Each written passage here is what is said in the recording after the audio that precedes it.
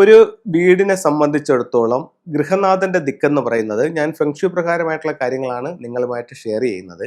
അപ്പോൾ ഒരു വീടിനെ സംബന്ധിച്ച് ഗൃഹനാഥന്റെ ദിക്കെന്ന് പറയുന്നത് ആ വീടിന്റെ വടക്കു പടിഞ്ഞാറ് ഭാഗമാണ്. അപ്പോൾ വടക്കു പടിഞ്ഞാറ് ഭാഗത്ത് നമുക്ക് ഏതൊക്കെ രീതിയിൽ അവിടുത്തെ എനർജിയെ എൻഹാൻസ് ചെയ്യാൻ പറ്റുമോ അത്ര കണ്ട് ഗൃഹനാഥന് അഭിവൃദ്ധിയും ഉണ്ടാവും. അപ്പോൾ ഓരോ ദിക്കുകൾ, അതായത് east, south, north, south east, അങ്ങനെ 8 ദിക്കുകളും ഒരു ബ്രഹ്മസ്ഥാനവുമാണ് എല്ലാ വീടിനും ഉള്ളത്. അതിൽ ആ വീടിനെ സ്ക്വയർ ആയിട്ടോ റെക്ടാങ്കിൾ ഷേപ്പിലോ എടുക്കുകയാണെങ്കിൽ വടക്കു പടിഞ്ഞാറ് ഭാഗമാണ് ആ വീട്ടിലെ ഗൃഹനാഥന്റെ ദിക്ക്. അപ്പൊ ഈ വടക്കു പടിഞ്ഞാറ് ഭാഗം എന്തെങ്കിലും തരത്തിൽ മലിനപ്പെട്ടിട്ടുണ്ടോ എന്ന് നമ്മളൊന്ന് പരിശോധിക്കേണ്ടതുണ്ട്. ഏതൊക്കെ രീതിയിൽ ഒരു വീടിന്റെ ദിക്ക് മലിനപ്പെടാമെന്ന് ചോദിച്ചു കഴിഞ്ഞാൽ ആ ദിക്കിൽ ഒരു ടോയ്ലറ്റ് വന്നാൽ ആ ദിക്കിന്റെ സൗഭാഗ്യം കുറയും. വീടിനെ സ്ക്വയറോ റെക്ടാങ്കിൾ ഷേപ്പിലോ പണിയുമ്പോൾ വടക്കു പടിഞ്ഞാറ് ഭാഗം നഷ്ടപ്പെട്ടു പോയിട്ടുണ്ടെങ്കിലും ആ ദിക്കിന്റെ സൗഭാഗ്യം കുറയും. അതുപോലെ തന്നെ വടക്ക് പടിഞ്ഞാറ് ഭാഗത്ത് നമുക്ക് കിണർ വന്നാലും ആ ദിക്കിന്റെ സൗഭാഗ്യം കുറയും.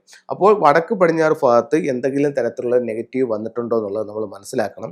അവന് അങ്ങനെ മനസ്സിലാക്കിയതിന് ശേഷം ആ ദിക്കിനൊരു എലമെന്റ് ഉണ്ട്. ഇപ്പൊ നമ്മൾ കുറേ വർഷങ്ങളായിട്ട് ഫെങ്ഷുയുടെ പ്രോഗ്രാം ചെയ്യുന്നുണ്ട്. സ്ഥിരമായിട്ട് കണ്ടുകൊണ്ടിരിക്കുന്നവർക്ക് ഇതിനെപ്പറ്റി ഒരു ഐഡിയ ഉണ്ട്.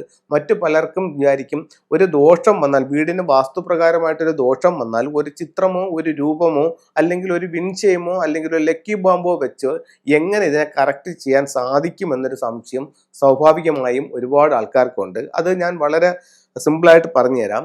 ഒരു പ്രപഞ്ചത്തിലുള്ള എല്ലാ വസ്തുക്കളെയും ഫെങ്ഷുയിൽ 5 വിഭാഗങ്ങളായിട്ട് തിരിച്ചിട്ടുണ്ട്. അതായത് 5 എലമെന്റ്സിന്റെ ഒരു തിയറി ഉണ്ട്.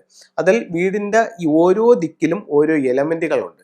അതിൽ വടക്കു പടിഞ്ഞാറ് വന്നിരിക്കുന്ന എലമെന്റ് എന്ന് പറയുന്നത് മെറ്റൽ എലമെന്റ് ആണ്.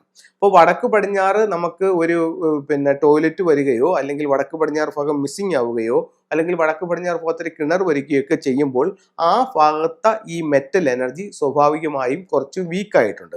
അപ്പോൾ ആ മെറ്റൽ എനർജിയെ സപ്പോർട്ട് ചെയ്യുന്നതായിട്ടുള്ള ഒരു എനർജി എന്ന് പറയുന്നത് മെറ്റലുകൾ കൊണ്ട് ഉണ്ടാക്കിയ വിൻചെയിമുകളാണ്. അതിൽ ആ പൈപ്പിനും ഒരു പ്രത്യേകത ഉണ്ട്. വിൻചെയിം എന്ന് പറഞ്ഞിട്ട് അറിയാതെ ഒത്തിരി ആൾക്കാർ വിളിച്ച് ചോദിക്കുന്നുണ്ട്, സാറേ വിൻചെയിം എന്ന് പറയുന്നുണ്ട്, അത് എന്താണെന്ന് ചോദിക്കുന്നുണ്ട്.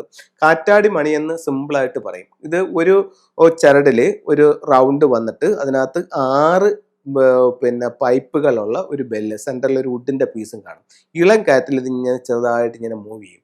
അപ്പോൾ 2 തരത്തിലുള്ള ഒരു റിസൾട്ടാണ് വരുന്നത്. ഒന്ന്, ഒരു വ്യക്തിയുടെ ജീവിതത്തിലേക്ക് സൗഭാഗ്യങ്ങളെ കൊണ്ടുവരാനായിട്ട് കാറ്റിനും ജലത്തിനും സാധിക്കുമെന്നാണ് ഫെങ്ഷുയിൽ പറയുന്നത്. അപ്പൊ കാറ്റിലൂടെ ഉണ്ടാവുന്ന സൗഭാഗ്യങ്ങളെ പരമാവധി സ്വീകരിക്കാനായിട്ടും ആ ചുറ്റുവട്ടത്തുണ്ടാവുന്ന നെഗറ്റീവായിട്ടുള്ള എനർജികളെ ഇല്ലാതാക്കാനായിട്ടും ഈ വിൻചെയിമിന് കഴിയും. അപ്പോൾ വടക്കു പടിഞ്ഞാറിൽ ഒരു നമ്പറുണ്ട്. വടക്കു പടിഞ്ഞാറിന്റെ നമ്പർ എന്ന് പറയുന്നത് 6 ആണ്.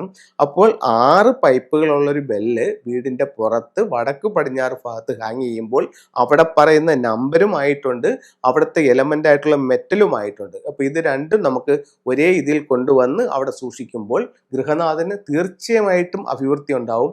ഒരു 21 ദിവസത്തിനകത്ത് വെച്ച് തന്നെ നമുക്കതിന്റെ റിസൾട്ട് അനുഭവിച്ചറിയാനായിട്ട് സാധിക്കും. നമ്മൾ ഈ നിങ്ങളുമായിട്ട് ഷെയർ ചെയ്യുന്ന ഓരോ കാര്യങ്ങളും റിസൾട്ട് ഓറിയന്റഡ് ആയിട്ടാണ് നമ്മളത് ചെയ്യുന്നത്.